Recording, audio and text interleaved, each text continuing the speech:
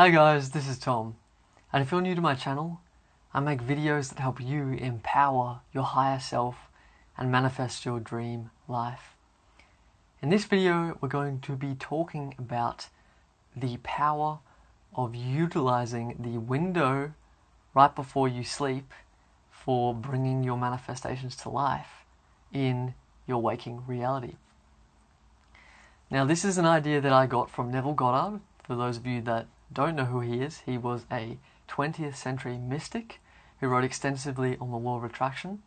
And one of his key ideas was that the window before we fall asleep is highly connected to the subconscious mind, and that by holding a certain feeling in our bodies, in our state of being, specifically the very feeling that is attached to the desire we're trying to manifest in our real life, holding that feeling impresses the subconscious mind very powerfully at this time of the day.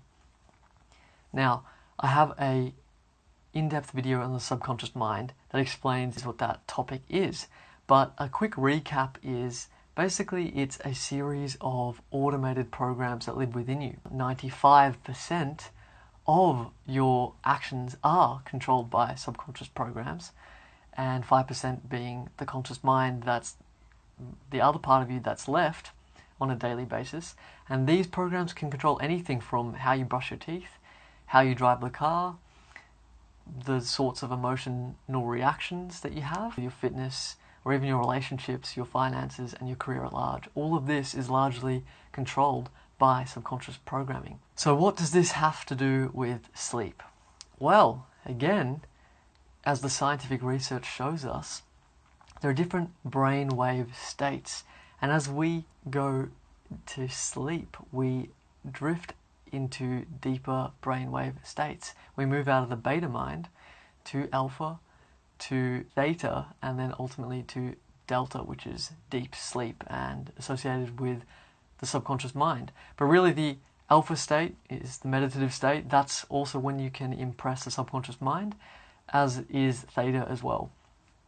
So basically, as you go into this window, the idea is that you can specifically use your power of holding your manifestation in your mind, feeling it in your state of being, and it goes directly into this subconscious mind, influences it such that when you wake up the next day, you're more likely to be propelled into new programming, new states of being, new actions, new thoughts, and beliefs that align with your manifestation and exponentially increase its possibility and likelihood of appearing in your life. Okay, so when you heard about this idea, you may have had a few objections or questions like I did. And one of them was, isn't it using my imagination, isn't reprogramming my subconscious mind with things like affirmation while I'm awake enough? Why do this extra exercise right before I go to bed? That doesn't sort of make any sense to me. And furthermore, and if you're familiar with the Abraham Hicks teachings, they talk about how consciousness ceases and all momentum stops in the law of attraction process, in this creation process, when you hit unconsciousness that comes with sleep. So therefore, if you're unconscious in sleep and all momentum stops, what's the point of going into sleep with a good feeling, with the feeling of your wish fulfilled? So these are some of the questions that I had to figure out, and I finally stumbled across a passage from Neville which started to intrigue me, and really, upon investigating it further, it started to make more sense to me. So here's a quote. "The acceptance of the end automatically wills the means of realization.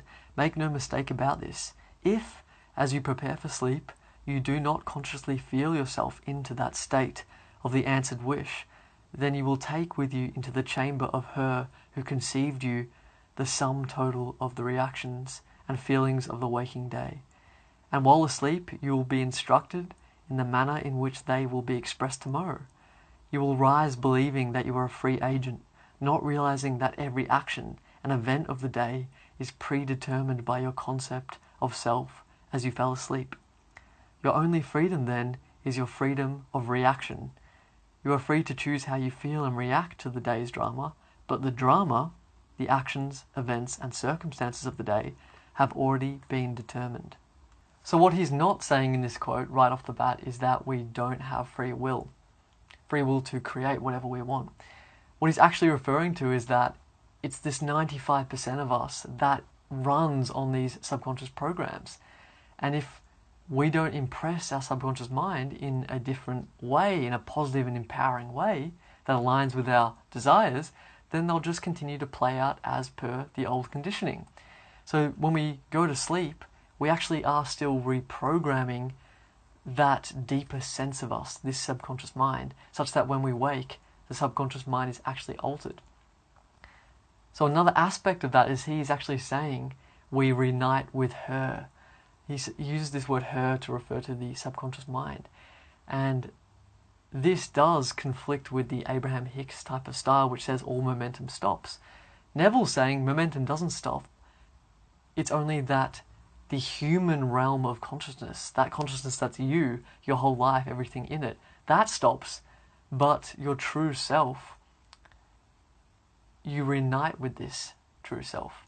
This true self is that spiritual truth that you hear all kinds of spiritual teachers talk about very openly all the time, such as Eckhart Tolle and Sadhguru, who basically say that we are united with everything. We're one with everything. And when we fall asleep, we become merged back with this totality of everything that is. We become spiritually connected to that true higher self once again. Now, this sounds a bit woo-woo and BS, like New Age nonsense, so I will say to verify all of this in your experience, and I actually have had mystical experiences that have shown me the union of all things. So that's what I'm speaking from. So as you fall asleep and you reunite with the subconscious mind, it's basically that fixed point of view that you have in life, that melts away and you become everything once again. And as this all-knowing consciousness, you then can more precisely, more clearly, with more creative power, understand what the purpose is of this specific point of view of consciousness that is your normal waking self. And so if as your normal waking self you say you're a wealthy, attractive, free, happy, prosperous person, if that's the new image you're carrying as you fall asleep, when you merge back with your true higher self, your higher self starts to understand, oh, the purpose of this specific point of creation, i.e. you, your life on earth, I'm going to make this more of that emotion, more of that state of being. More good things are going to start to appear and play out in this specific life track that is you. And by you as your conscious self emphasizing that that's what you want, that you want more of this, that you want more good things, more good emotions, good experiences, you want your desires to come true, and you're feeling into that, you're confirming to that higher, deeper, true self that that is what it should start to program into you and manifest out in your real life. So this is connected to quite complex spiritual concepts. As always, verify this in your own experience. So I will now end with a quote from Neville, which sort of explains this a little bit further again. Your conception of yourself as you fall asleep is the seed you drop into the ground of the subconscious. Dropping off to sleep feeling satisfied and happy compels conditions and events to appear in your world which confirm these attitudes of mind. Unless you consciously and purposely define the attitude of mind with which you go to sleep, you unconsciously go to sleep in the composite attitude of mind made up of all feelings and reactions of the day. Every reaction makes a subconscious impression and, unless counteracted by an opposite and more dominant feeling, is the cause of all future action. Use your divine right wisely. So hopefully you followed in that video. I know it was a little bit out there, but it's taken me a lot of time, a lot of practice, a lot of understanding, contemplation, and application to start to really embody and share these ideas for you. So if you found it valuable, please like this video, please comment with your questions, and subscribe to my channel for more videos on law of attraction, spirituality, and personal development. Thank you.